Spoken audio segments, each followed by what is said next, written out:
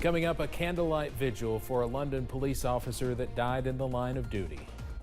Dedicated to Eastern and Southern Kentucky, this is WYMT Mountain News at 11. Good evening, I'm Steve Hensley. An emotional night in London as the community gathered to remember Officer Logan Medlock. The 26-year-old officer was killed early Sunday morning by an alleged drunk driver. Tonight, the community gathered for a candlelight vigil to honor Officer Medlock. WYMT's Keaton Hall was there.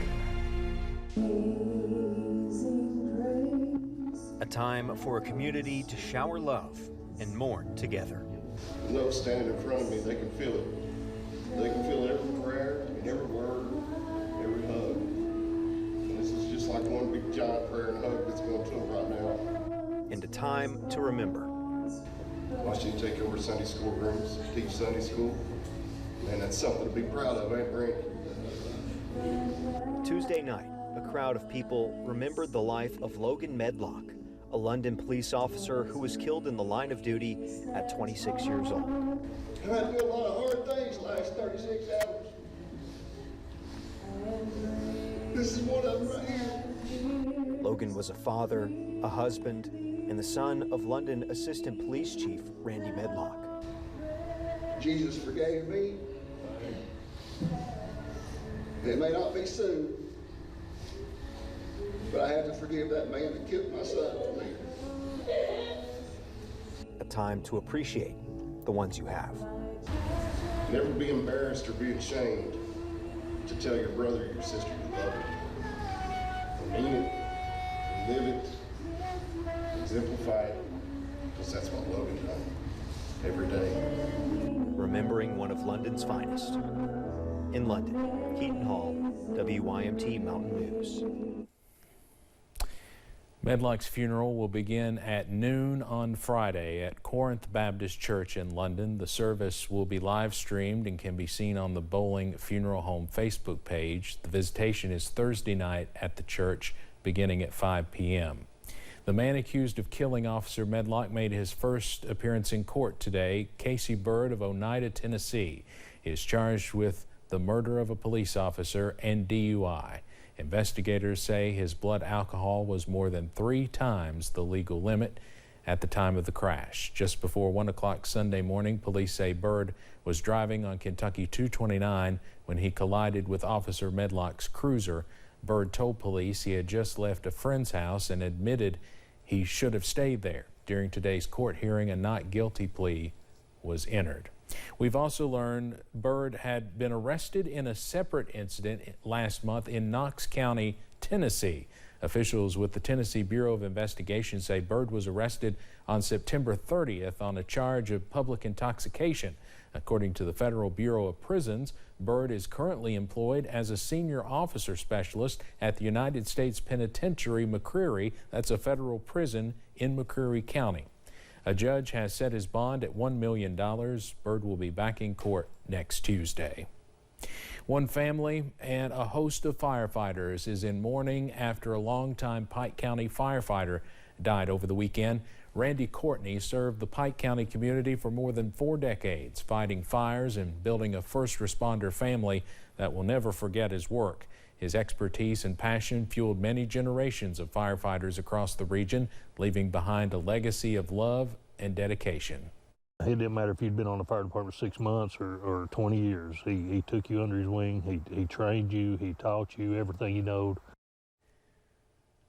Courtney's funeral will be held Saturday afternoon at 1 at the Pike County Central High School gym. His visitation begins after 6 on Friday at the gym with a service at 7. Randy Courtney was 61.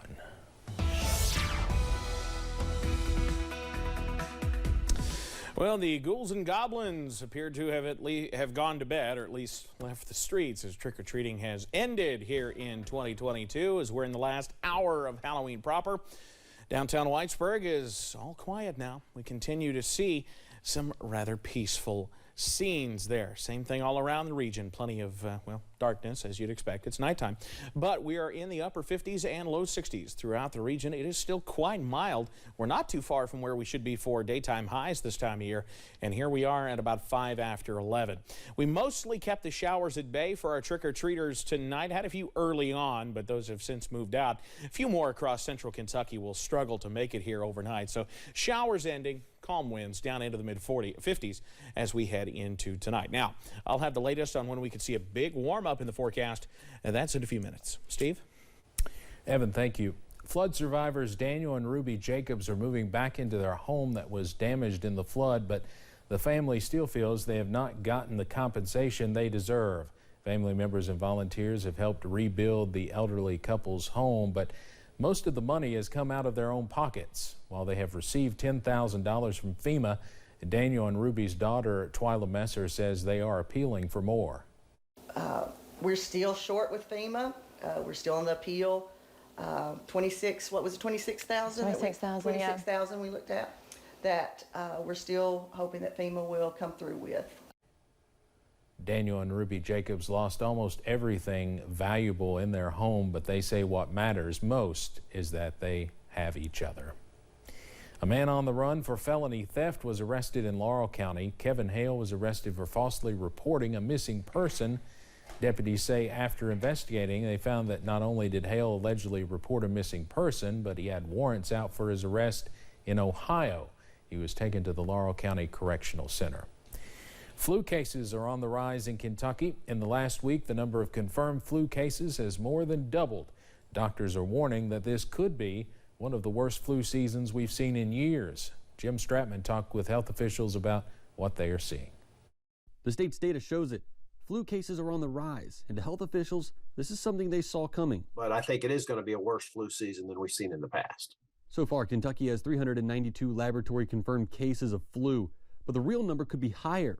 Dr. Jeff Fox is a Lexington physician. I think we're probably seeing it a little earlier, and we're seeing a little bit more of it starting to tick up. But there's a lot of reasons this year. You know, we're returning to the workplace. We're not wearing masks. We've cut down on our, social distancing. So all those things make us more prone. I've been able to speak with a number of different health departments. They've all kind of told me the same thing. They're seeing cases rising in their area, and they're recommending everyone get a flu shot if they haven't done so already. We haven't seen a huge spike in COVID yet, but there's concern there. The flu's gone up. We're seeing RSV in kids. So you put all those together, you become concerned about hospital utilization. Dr. Fox says it's a growing concern for children who catch the flu this year because some have never experienced it before. In fact, kids aged 1 to 10 have had more cases of flu than any other age group so far.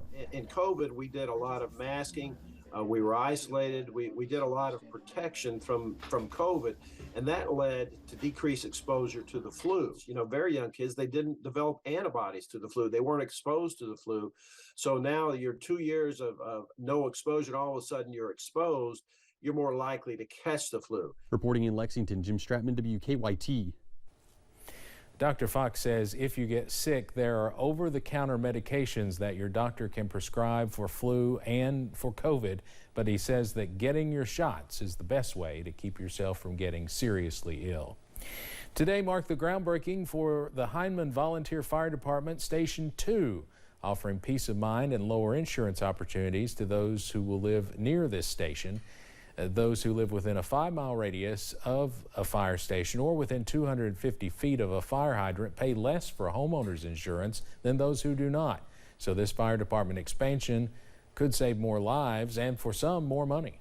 There is a lot of companies that will give you a huge discount on your homeowner's insurance if you're within so many miles of a fire department.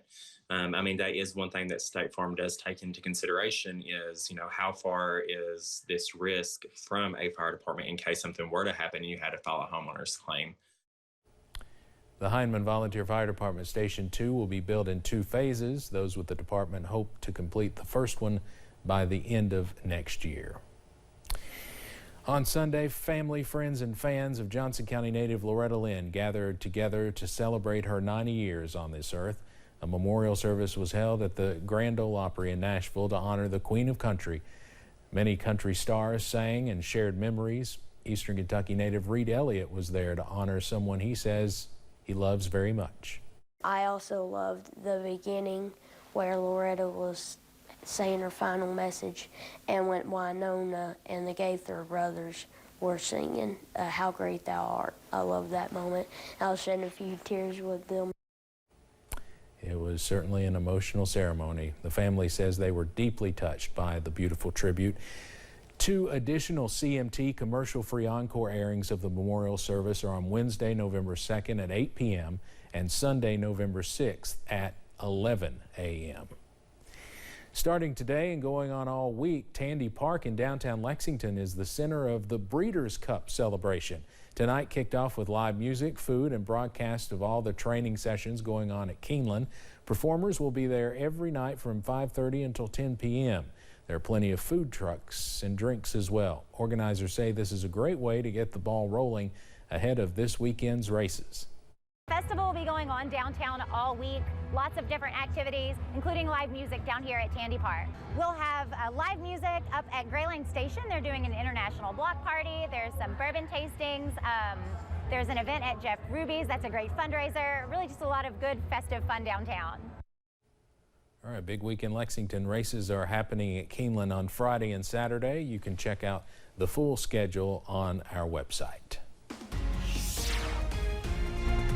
It's the final sprint to Election Day. I'm Natalie Brand on Capitol Hill with a look at the most competitive contests and what new CBS News polling reveals.